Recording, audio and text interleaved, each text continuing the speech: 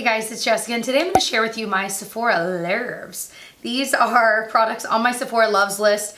Frankly, I'm not going to mention everything on there because there is way too much, but I figured I'd kind of pick the ones that I'm the most excited about, that I like genuinely could see myself buying. And there might be a few on here that I've got that I might mention that I'm like, I don't know if I'll ever actually buy it, but I like having it in there and pretending. So let's go ahead and get into it, shall we? So the first thing I'm dying to freaking try is the Mercier Flawless Fusion Foundation. I've seen so many people absolutely rave about this, and it always looks amazing on their skin. And so I'm like, I want to try that. So that one is really high up on my list as like, might be the next foundation I buy, because I just want to know what it's all about. I'm thinking my shade might be 1-in-1. Let me know if you know that my shade usually matches yours and you own this, what shade are you? Let me know. That would actually be incredibly helpful. And on that same vein, so that's $48. That's expensive.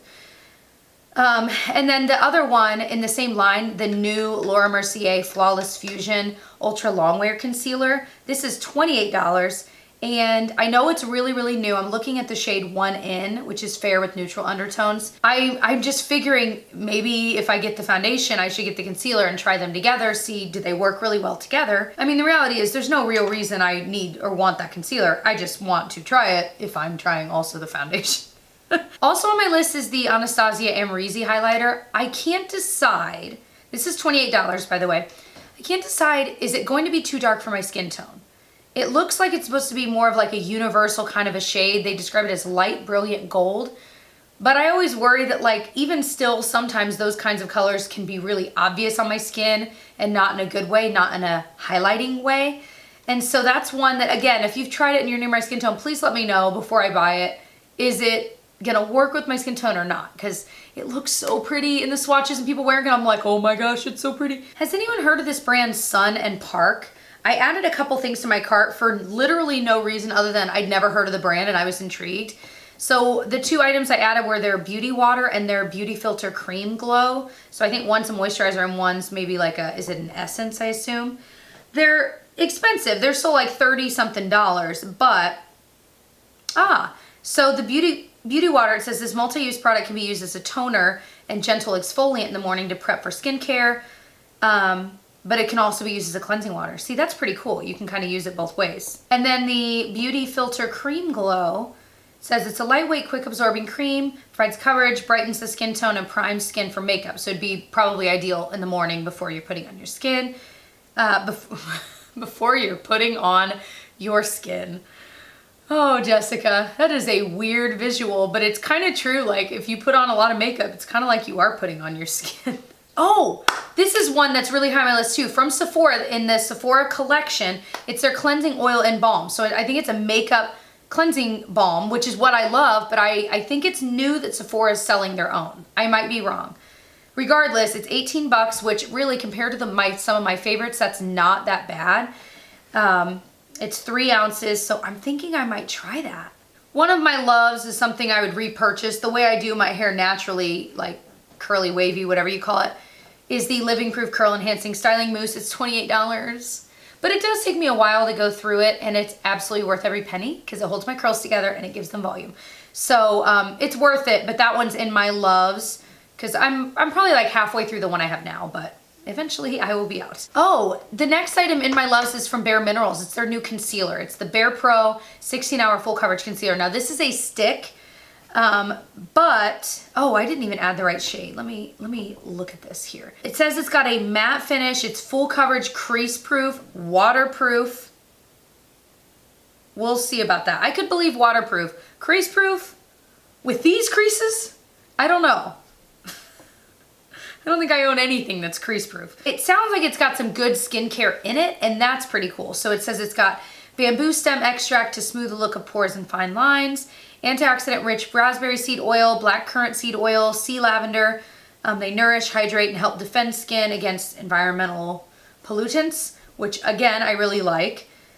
So I'm intrigued. I don't own a lot of stick concealers. I just don't.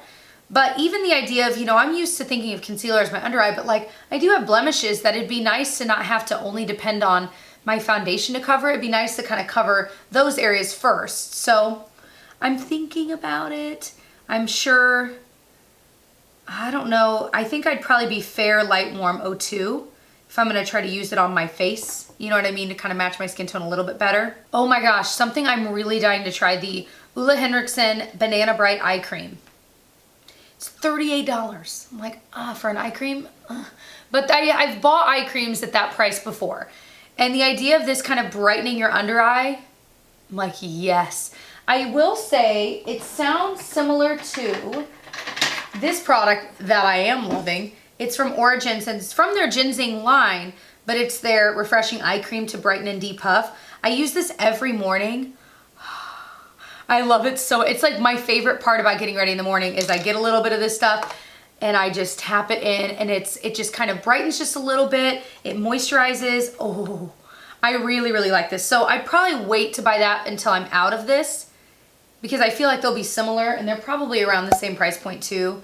Maybe the Origins one is cheaper, maybe. Another item on my wish list is the Kogendo, maybe that's how it's pronounced, Aqua Foundation. This is like one of those foundations that you'll read like lists of like makeup artists' favorite foundation, and this is on so many makeup artists' favorite foundation lists. It's $66. Holla. That's a lot of money. That is a lot of money. However, if it is absolutely mind-blowing, it might be worth it if you can afford it. You know what I mean? So I'm intrigued to try it. I really am, and it's been in here forever. Now, it's currently out of stock, at least on Sephora's website, as is that Banana Bright Eye Cream I'm now seeing. But they're gonna stay in there, and I might eventually try them.